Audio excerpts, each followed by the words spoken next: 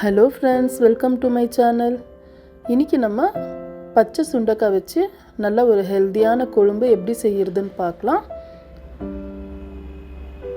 ரொம்ப டேஸ்ட்டாக இருக்கும். இன்றைக்கி நான் ஃப்ரெஷ்ஷாக பச்சை சுண்டைக்காய் வாங்கியிருக்கேன்.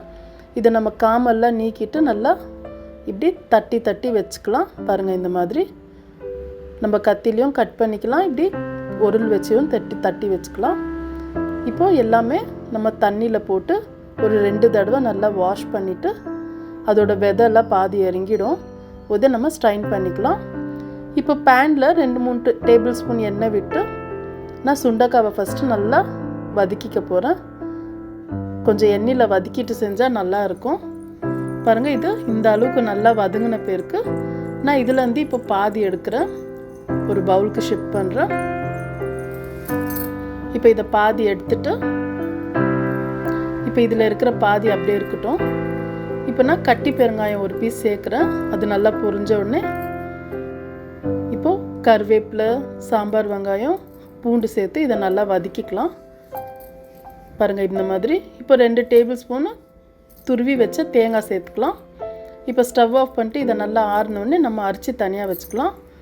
இப்போ மறுபடியும் 2 டேபிள் ஸ்பூன் எண்ணெய் சேர்த்து சீரகம் 1/2 டீஸ்பூன், நல்லா ஒரு 15 பல்லு பூண்டு தட்டி இதை நல்லா சேர்த்துக்கலாம். இப்போ பொடியாக வெங்காயம் 2 கட் பண்ணியிருக்கிறோம், அதையும் சேர்த்துக்கலாம். சின்ன வெங்காயமும் சேர்த்துக்கலாம், இல்லை பெரிய வெங்காயமும் சேர்த்துக்கலாம்.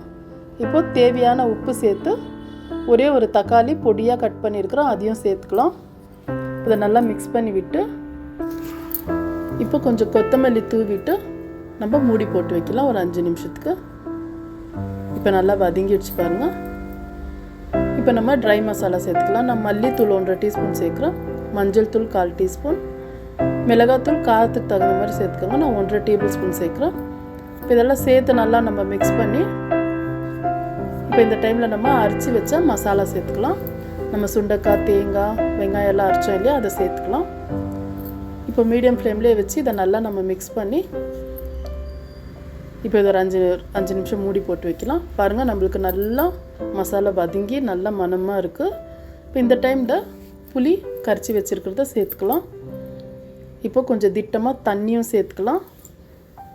நல்லா மிக்ஸ் பண்ணி விட்டுட்டு நம்மளுக்கு தண்ணி எவ்வளோ தேவையோ அவ்வளோ கொஞ்சம் சேர்த்துக்கலாம்.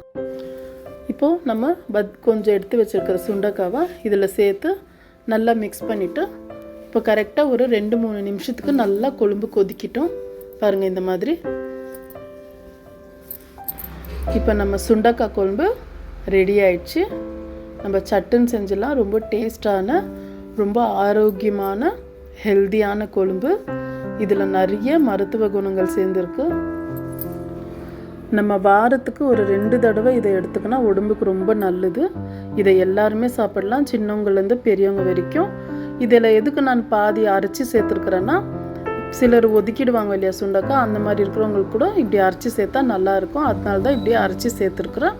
இது ரொம்ப டேஸ்ட்டாக இருக்கும். ஸோ கண்டிப்பாக ட்ரை பண்ணுங்கள்.